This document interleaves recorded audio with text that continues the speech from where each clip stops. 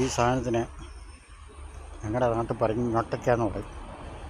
ഈ സാധനം കൊച്ചിലൊക്കെ കഴിക്കുമായിരുന്നു, ഇടയ്ക്ക് കഴിക്കാറായി. അപ്പോൾ സോഷ്യൽ മീഡിയയിൽ കൂടെ നേരത്തെ കുറച്ച് കാലങ്ങൾക്ക് മുമ്പ് ഇതിൻ്റെ സാധനത്തിനെ പറ്റി ഒത്തിരി മെസ്സേജ് വന്നായിരുന്നു.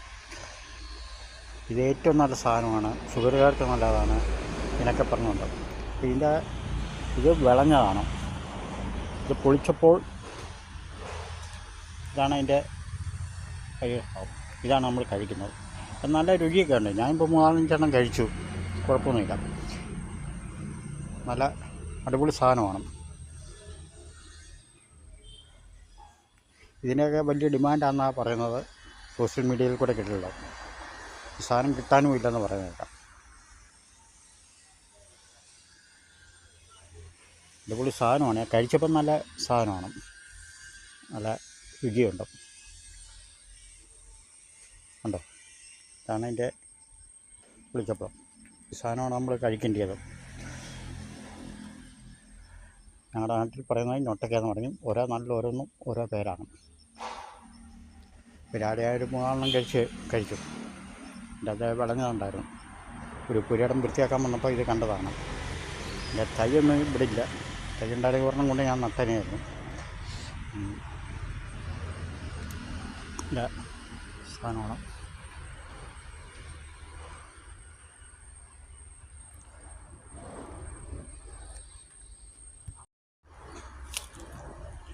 ഈ സാധനം ഞങ്ങളുടെ നാട്ടിലെ ഞൊട്ടയ്ക്ക എന്ന് പറയും. ഈ ഒരു സമയത്ത് സോഷ്യൽ മീഡിയയിലെ എല്ലാ കൂടുതൽ വന്നതാണ്. ഇതിന് ഭയങ്കര വിലയാണ്, ഇത് വിറ്റാമിൻ സാധനമാണ്, അതാണ് ഇതാണെന്ന് കൊണ്ട് വന്നു. പക്ഷേ ഇപ്പം ഞാൻ ഇവിടുത്തെ ജോലിക്ക് പോയപ്പോൾ ഇത് കണ്ടതാണ്. പക്ഷെ ഞാനിത് നല്ല പഴുത്താണ് കേട്ടോ. 2 കഴിച്ച് നോക്കിയപ്പോൾ നല്ല ടേസ്റ്റാണ് കഴിക്കാനും കൊണ്ട്. ഇതാണ് പഴുത്ത സൈസ്. കഴിക്കാൻ നല്ല ടേസ്റ്റാണ്. അങ്ങനെ കഴിച്ച് നോക്കുമ്പോൾ നല്ല ഇതാണ്, കുഴപ്പമൊന്നുമില്ല. ഇത് ഇപ്പം ഇതിനെപ്പറ്റി സോഷ്യൽ മീഡിയയിലൊന്നും ഇല്ല. ഒരു സമയത്ത് സോഷ്യൽ മീഡിയ മൊത്തം നിറഞ്ഞു നിൽക്കുന്ന ഒരു അവസരമായിരുന്നു ഞൊട്ടയ്ക്ക. ഇപ്പം ഞാൻ ഇവിടുത്തെ പണിക്ക് പോയപ്പോൾ അത് കണ്ട് ഒന്ന് ഫോട്ടോ എടുത്ത് വീഡിയോ എടുത്തതന്നേ ഉള്ളൂ.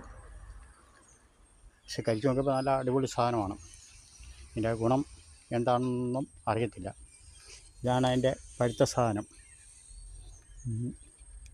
ഇതാണ്, കണ്ടോ, ഇങ്ങനെ ഇരിക്കുന്ന സാധനം. അടിപൊളി സാധനമാണ്.